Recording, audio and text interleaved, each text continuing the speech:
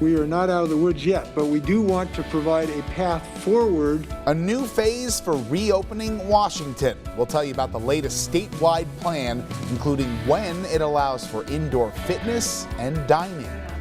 Many of you want to know about the new coronavirus vaccine trial in Spokane. This morning, the program's lead doctor joins us here on Up with KREM to help answer your questions. Rain returns to Spokane today, but in higher elevations, it's all snow and a lot of it. He's just the best dog. After years of dealing with a rare disease, 2 children found help with a furry friend. Up with KREM starts right now with Jen York, Joshua Robinson, Jeremy Legoo, and Dana Marie McNichol.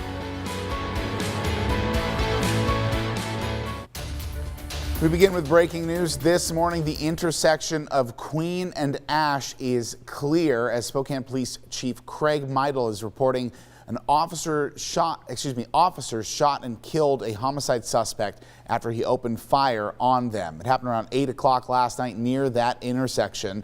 As police say, officers were looking for the suspect in connection with a homicide from December 27th when they saw him getting into a car and take off. Chief Meidel says officers were eventually able to stop the car, but the suspect refused to get out for several minutes. When he eventually did, Meidel says he fired at officers. Several officers then fired back, hitting and killing the suspect. At this point, police have not released the suspect's name. No officers were hurt, but we will keep an eye on that information, and you can keep an eye here on Up with KREM and KREM.com as more information becomes available. Well, also breaking news this morning, votes for Georgia's 2 Senate races they're continuing this morning. Well, let's take a look at the Capitol live this morning. These races will decide which party will take control of the Senate. Now, Republican David Perdue and Kelly Loeffler squared off against Democratic challengers Jon Ossoff and Raphael Warnock. CBS News projects Warnock as the winner in this runoff. The race between David Perdue and Jon Ossoff is too close to call as votes are still being counted. The losing candidate can request a recount if the results are within a half percentage point. Democrats need to win both to take control of the U.S. Senate. Now, the House and the Senate will meet in a joint session today to count the votes of the Electoral College. At least a dozen Republican senators and over 100 GOP House members plan to formally object to the count. That's the final step in officially confirming President-elect Joe Biden's win over President Donald Trump. Now, the certification starts at 1 p.m. Both the Senate and House are present, and the president of the Senate, in this case, Vice President Mike Pence, presides over the process. The vice president opens each state's sealed electoral vote certification, then hands it off to a 4-person panel made up of a Republican and Democrat from the House and Senate. They review the certificates and announce how the state voted. The process continues until all votes are announced and counted, unless there is a recognized objection. And this morning, we want you to send us your questions about the Novavax vaccine trial that's set to happen in our area.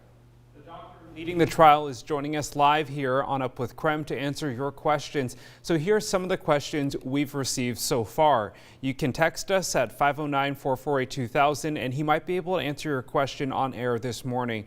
Dr. Stabin will be joining us in our next hour. He can answer questions about the trial and the Novavax vaccine trial itself. And for more information on that vaccine trial, you can also text the word trial to 509-448-2000. A lot more coming up this morning here on Up with KREM, but we do want to take a break with Jeremy Legoo to check outside to see what the big deal is weather-wise today. What would you say it is, Jeremy? Rain. Okay. Yeah, more of it. It's just temperatures trending way too warm to get anything else. All right.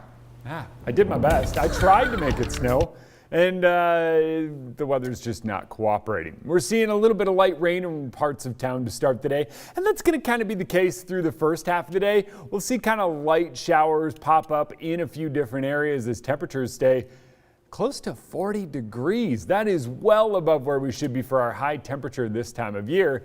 And that comes with a little bit of light wind, but gusty wind as you make your way up the hill. We're seeing wind gusts around 20 miles per hour up here on the top of South Hill, and that's expected to continue through the first half of the day. If you're up high in elevation this morning in northern Washington or North Idaho, you're going to find a bit of snow. That'll even be a little bit of snow in Sandpoint, but by this afternoon, that snow level climbs to about 3,500 feet for you and up over 4,000 feet for places around Spokane and Coeur d'Alene. So snow, unfortunately, just stays too high with our warm temperatures. So for now, it's all rain. You can see that first shot of rain moving through, and that's going to kind of stay in the forecast for us a little bit longer. On and off rain showers throughout the day, getting a little heavier, a little more widespread as we head into the afternoon, and then another shot of it overnight tonight before it finally starts winding down.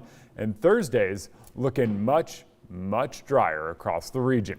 Breaking it down hour by hour, we're going from near 40 degrees this morning to, well, temps staying in the low 40s all day long. It's thick cloud cover and a bit of rain keeping that in the pattern. We'll hang on to that warm temp right on through this evening, and in fact, the next few days are staying mild. So despite clearing out tomorrow, building a quick little ridge of high pressure, we're seeing those temperatures stay up near 40 degrees. Mostly cloudy skies on Thursday. And then as we head into Friday, it's a chance of rain and snow. But if I got to be honest with you, that chance of snow is the optimist inside of me going, come on, it's winter. We've seen more snow than we normally should. We should technically have about 3 inches of snow on the ground, and it is not here. So Friday, it's likely another round of rain, light rain at that. And then as we head into the weekend, we'll finally dry out. I'm telling you, we're going to dry out, we're going to see sun, and it's going to be nice. Joshua? Thank you, Jeremy. We'll be right back with more Up with KREM after this quick break.